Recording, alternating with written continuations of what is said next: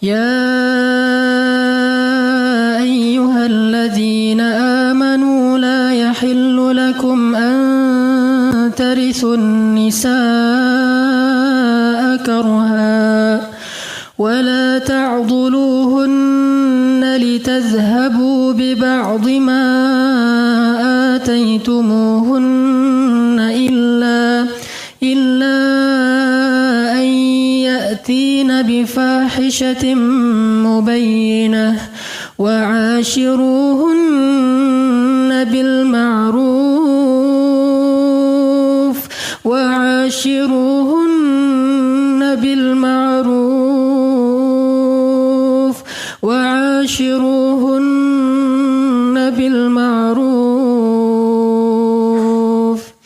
فإن كرهتموهن فعسى أن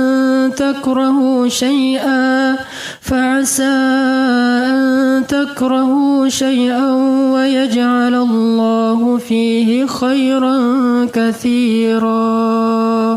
Sadaqallahul Azim. Jamaah Jumat yang dirahmati Allah Subhanahu wa taala. Dalam sebuah hadis Rasulullah Shallallahu alaihi wasallam bersabda. Hadis ini diriwayatkan dari Abi Hurairah radhiyallahu anhu. Akmalul mu'minina imanan ahsanuhum khuluqan. Mukmin yang paling sempurna imannya adalah yang paling baik akhlaknya. Bukan manusia, karena kalau kita membahas manusia yang paling baik adalah yang paling baik akhlaknya, orang cenderung menjadikan hadis seperti itu sebagai alasan untuk tidak beribadah kepada Allah. Kan yang paling baik akhlaknya, bukan ibadah. Makanya di dalam hadis ini Rasulullah SAW seperti menjelaskan hadis sebelumnya. Hadis yang lebih populer. Khairun nas anfa'uhum linnas. Sebaik-baik manusia yang paling baik atau yang paling banyak manfaat bagi orang lain. Sebaik-baik manusia yang ada di dalam hadis itu tidak umum. Karena segala yang umum di dalam teks agama membutuhkan teks lain untuk mengkhususkannya. Sehingga tidak boleh menyimpulkan suatu teks umum lalu mengambil sebuah pelajaran ataupun fatwa. Kalau kita hanya berdasarkan hadis yang pertama, sebaik-baik manusia adalah yang paling baik akhlaknya, maka orang akan berkata, kalau gitu bukan yang paling banyak ibadahnya, maka ibadah tidak perlu. Kalau gitu bukan yang paling getol dakwahnya, maka dakwah tidak perlu. Kalau gitu tidak perlu berjihad, tidak perlu membaca Al-Quran dan seterusnya. Ternyata hadis itu masih umum. Dan dipersempit, diperjelas, diperkhusus oleh hadis yang lain yang ada di dalam kitab Riyadhus Shalihin, salah satunya bahwa Rasulullah SAW bersabda, Akmalul mu'minina imanan, mukmin yang paling sempurna imannya, ahsanuhum khuluqan, yang paling baik akhlaknya. Maka yang dimaksud dengan hadis yang pertama, sebaik-baik manusia adalah sebaik-baik manusia di antara orang-orang yang beriman. Sebaik-baik manusia di antara orang-orang yang beriman adalah yang paling banyak manfaatnya bagi orang lain. Jamaah Jumat yang dirahmati Allah Subhanahu wa taala. Akmalul mu'minina imanan ahsanuhum khuluqan, kata Nabi. Mukmin yang paling sempurna imannya adalah mukmin yang paling baik akhlaknya. Wa khiyarukum linisaikum. Dan sebaik-baik kalian adalah yang paling baik akhlaknya terhadap perempuan-perempuannya, terhadap istri-istrinya. Bisa disimpulkan dari hadis ini, mukmin yang paling sempurna imannya dilihat bagaimana sikap dan akhlaknya kepada istrinya. Sebaik-baik seorang laki-laki bukan yang paling baik kepada temannya, bukan yang paling baik kepada tetangganya, bukan yang paling baik kepada partner bisnisnya. Kalau mau melihat laki-laki sejati baik atau tidak, maka lihatlah bagaimana akhlak dan sikapnya terhadap istrinya di rumah. Khiyarukum li ahlikum wa ana khiyarukum li ahli, atau khairukum li ahlikum wa ana khairukum li ahli. Sebaik-baik kalian wahai laki-laki adalah yang paling baik untuk istrinya, dan aku yang paling baik untuk istriku di antara kalian. Sengaja saya mengangkat tema ini di dalam khutbah Jumat karena khutbah Jumat atau majelis Jumat ini adalah momen yang paling berharga bagi para laki-laki untuk belajar Islam lebih banyak. Seandainya mengangkat tema-tema yang lebih umum, maka mungkin kita mendengar tema-tema itu dalam ta'lim, dalam majelis-majelis ilmu yang lain. Tetapi ada satu tema khusus yang sangat tepat diangkat ketika khutbah Jumat, yaitu tema bagaimana seorang laki-laki harusnya memperlakukan istrinya di rumah, memperlakukan keluarganya di rumah, memperlakukan pembantunya di rumah. Bagaimana seorang rijal bukan hanya dilihat ketangguhannya ketika dia berada di luar rumahnya, tetapi ketangguhannya adalah ketika dia bersabar dan menahan amarah terhadap gangguan atau kekurangan yang didapati dari istrinya. Jemaah yang dirahmati Allah Subhanahu wa taala, di dalam surat An-Nisa ayat 19 Allah Subhanahu wa taala berfirman, "Wa'ashiruhunna bil ma'ruf." Ini perintah. Dan sebagian besar perintah di dalam Al-Quran itu bermakna wajib, dan sebagian yang lain bermakna sunnah, tergantung dengan teks yang ada di sebelahnya. Wa'ashiruhunna bil ma'ruf, maka perlakukanlah istri kalian dengan cara yang baik. Maka memperlakukan istri dengan cara yang baik hukumnya fardhu ain, wajib bagi setiap suami, wajib bagi setiap laki-laki. Bersabar terhadap kekurangan dan gangguan istrinya hukumnya wajib bagi setiap laki-laki. Seperti wajibnya sholat, walaupun kedudukannya berbeda-beda di antara satu amal dengan amal yang lain, tetapi secara hukum keduanya sama-sama wajib di sisi Allah Subhanahu wa taala. Wa'ashiruhunna bil ma'ruf, maka dari perintah ini agar seorang laki-laki bersikap baik kepada istrinya, jika seorang wanita menitikan air mata karena kejahatan suaminya, maka itu termasuk di antara dosa besar bagi seorang suami. Jika seorang perempuan datang kepada seseorang mengadu tentang perihal dirinya yang dizalimi oleh suaminya, maka Allah Subhanahu wa taala yang akan menjadi hakim di antara mereka. Disebutkan dalam sebuah kisah, dalam sebuah hadis yang sahih, ada seorang ulama di zaman sebelum Nabi Muhammad SAW, ada seorang ulama ahli hikmah sedang berjalan di tengah malam, tiba-tiba melihat seorang perempuan di luar rumahnya menangis. Dia menangis dengan suara yang sangat keras. Kemudian ulama ini mendekat kepada perempuan yang ada di luar rumahnya bertanya, "Ya amatallah, wahai ibu, kenapa ibu menangis? Apa yang terjadi?"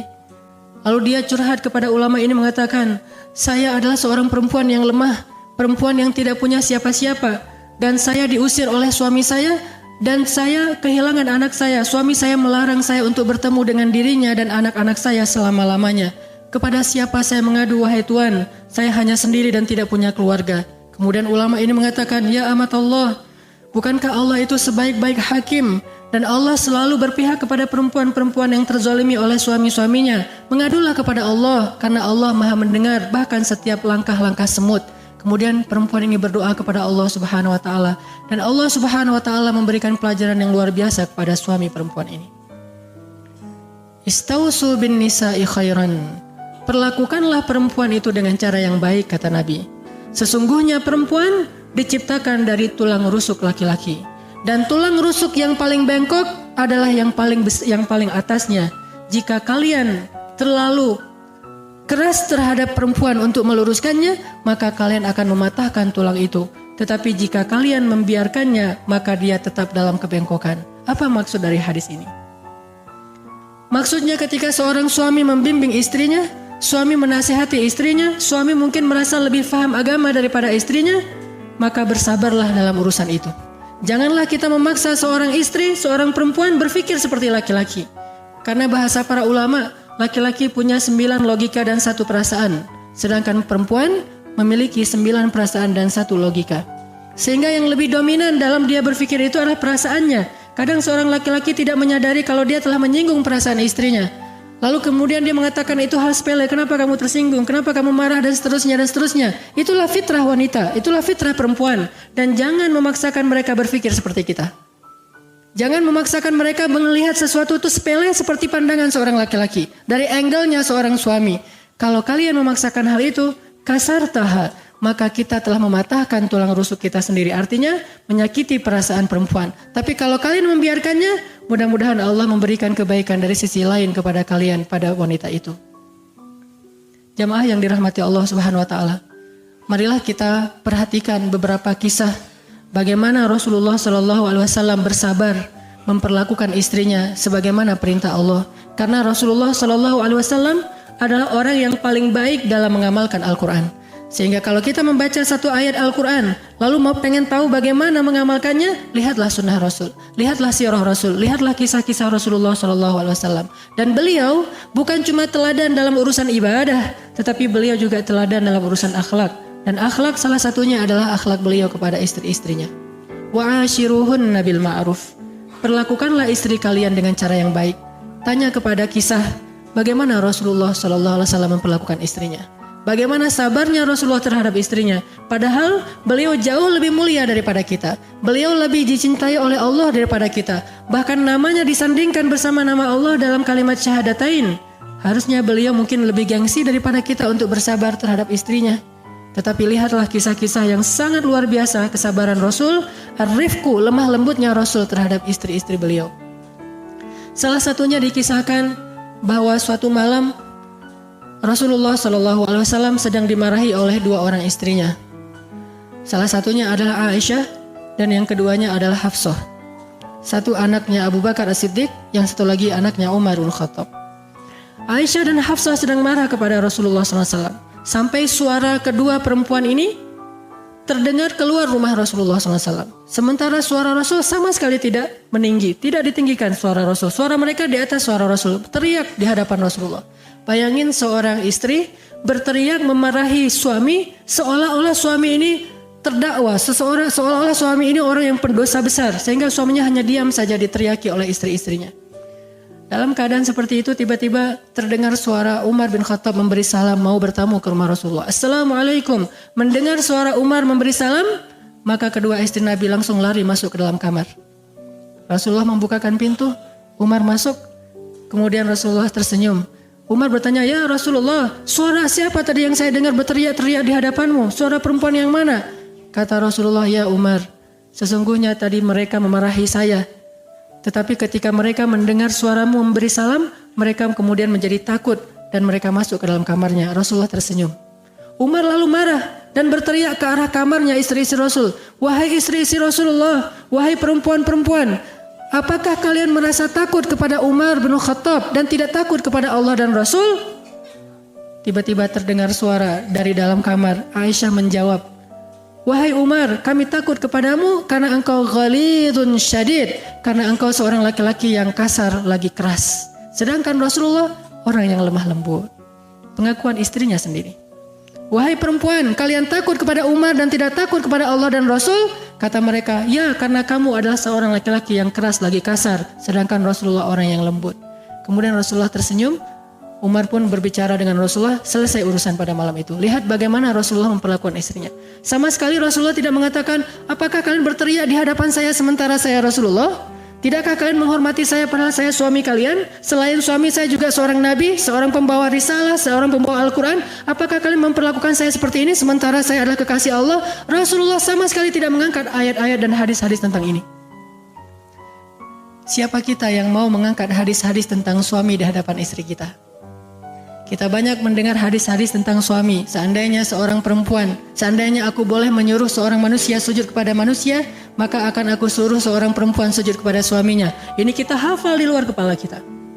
Kemudian hadis yang lain kita katakan, seandainya seorang perempuan menjilat seluruh tubuh suaminya dengan nanah dan darah yang ada di tubuh suaminya, dijilati semuanya untuk dibersihkan, sungguh itu tidak bisa mengurangi atau membayar sedikit pun dari jasa suami kepada dia. Kita hafal lagi hadis itu. Kemudian ketika kita marah kepada istri kita, kita keluarkan hadis-hadis itu di hadapan istri kita agar dia berhenti marah. Sementara yang memiliki hadis itu, yang mengucapkan hadis itu, tidak pernah mengatakannya di hadapan istrinya. Ini hal yang unik. Bukankah hadis itu ucapan Rasulullah SAW? Tetapi Rasulullah sendiri tidak pernah mengatakan hadis itu di hadapan istrinya. Beliau mengatakan hadis itu di hadapan para laki-laki yang lain. Beliau mengatakan hadis itu di hadapan perempuan-perempuan yang lain, bukan di hadapan istrinya, untuk memberi pelajaran kepada para perempuan. Adapun di hadapan para suami, beliau menyampaikan hadis-hadis tentang hak para istri.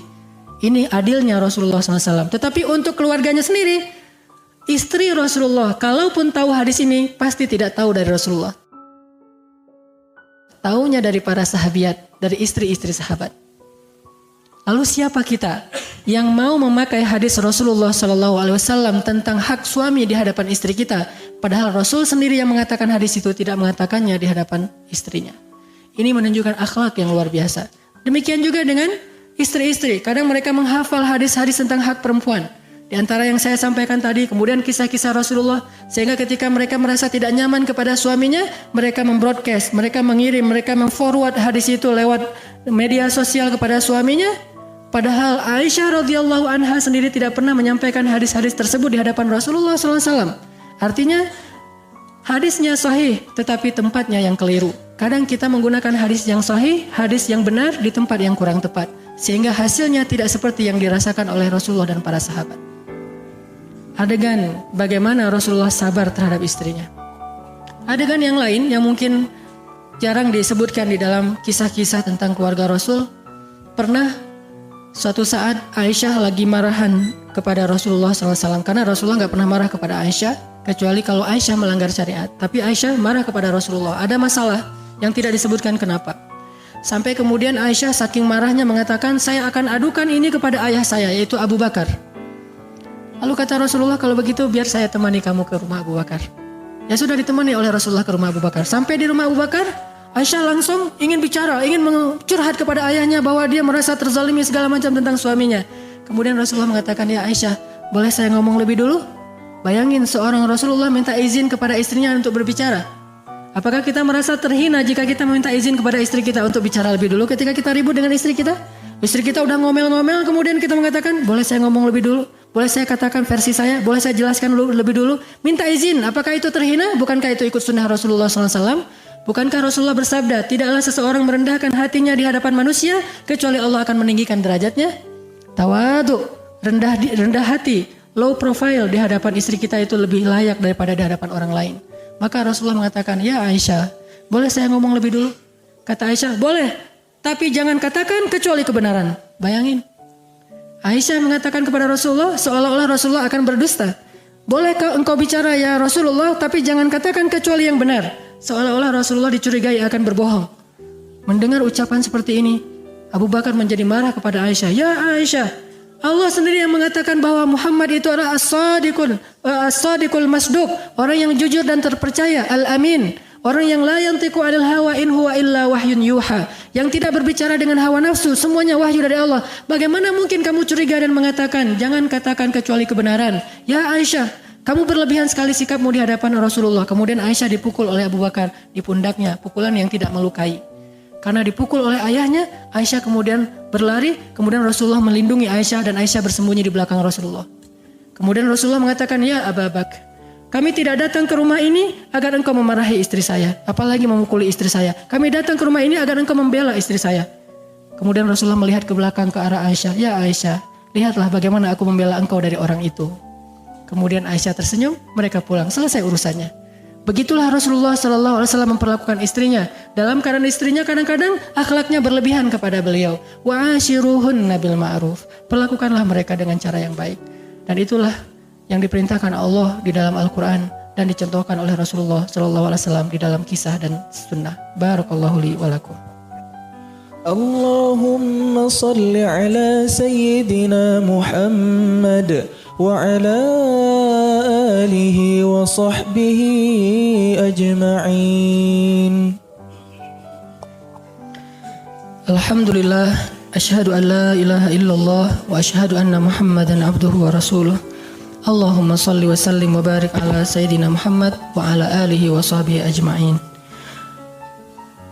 Jamaah yang dirahmati Allah Subhanahu wa taala. Suatu ketika ada seorang sahabat bertanya kepada Rasulullah SAW, ya Rasulullah, berapa kali idealnya seorang suami bersabar atas istrinya dalam satu hari? Berapa kali harusnya idealnya seorang suami yang baik akhlaknya bersabar dari kekurangan dan gangguan istrinya dalam satu hari? Berapa kata Rasul? 70 marrah, 70 kali per hari. Artinya kalau kita merasa tidak nyaman, diganggu, ada kekurangan pada istri kita yang membuat kita merasa marah, sakit hati, tidak nyaman, emosi, coba dalam sehari hitung, apakah sudah sampai 70 kali? Kalau belum sampai 70 kali, berarti kita belum layak untuk marah kepada mereka. Begitulah ukuran kesabaran seorang suami yang ideal, suami yang dicintai Allah yang diajarkan oleh Rasulullah SAW. Jika kita merasa marah kepada istri kita, tahan amarah kita dalam sehari 70 kali menahan amarah. Kalau sudah 70 kali, yang ke-71 baru kita boleh marah. Dan marahnya pun, kata Allah yang pertama, fa'idhuhun.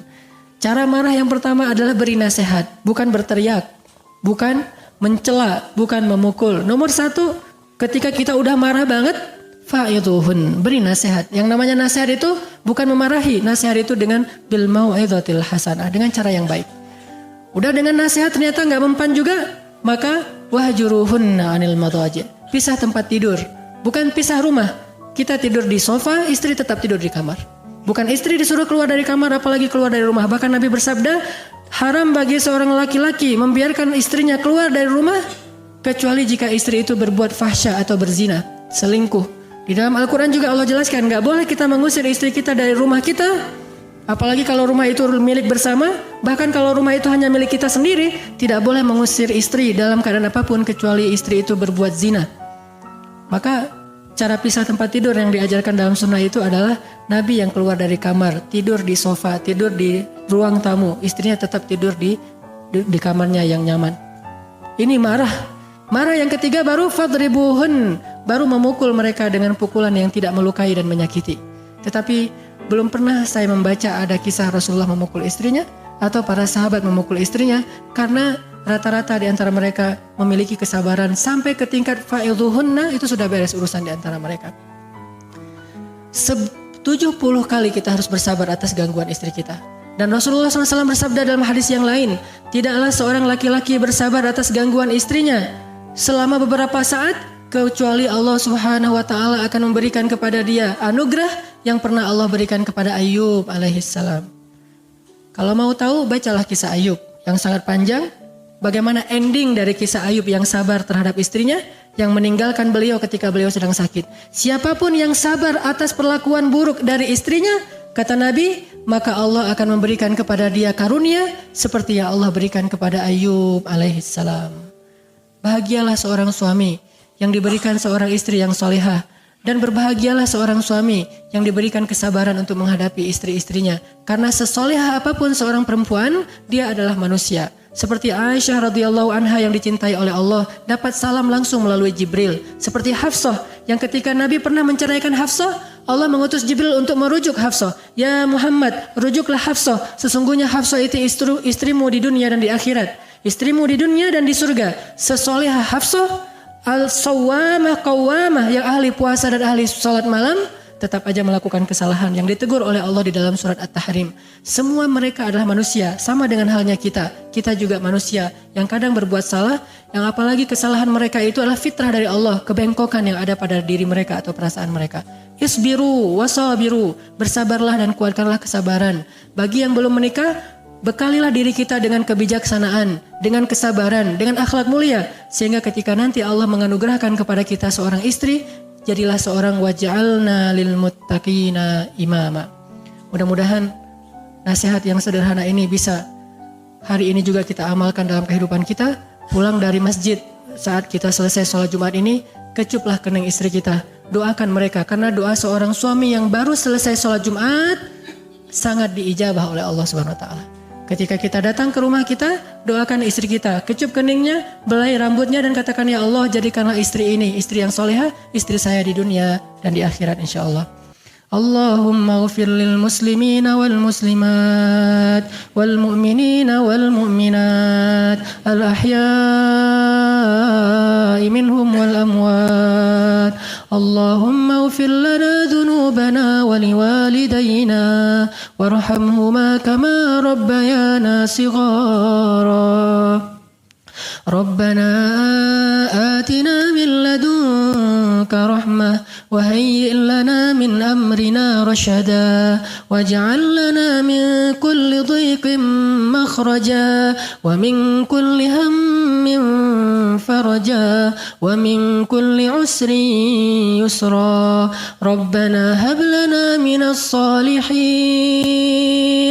ربنا هب لنا من لدنك ذرية طيبة إنك إنك سميع الدعاء ربنا اجعلنا مقيم الصلاة ومن ذرياتنا ربنا وتقبل دعاء ربنا هب لنا من أزواجنا وذرياتنا قرة أعين واجعلنا للمتقين إماما اللهم انصر الإسلام والمسلمين اللهم انصر المسلمين في فلسطين اللهم انصر المسلمين في سوريا اللهم انصر المسلمين في العراق اللهم انصر المسلمين المستضعفين في روهينيا اللهم اجعل بلدنا هذا إندونيسيا بلدا آمنا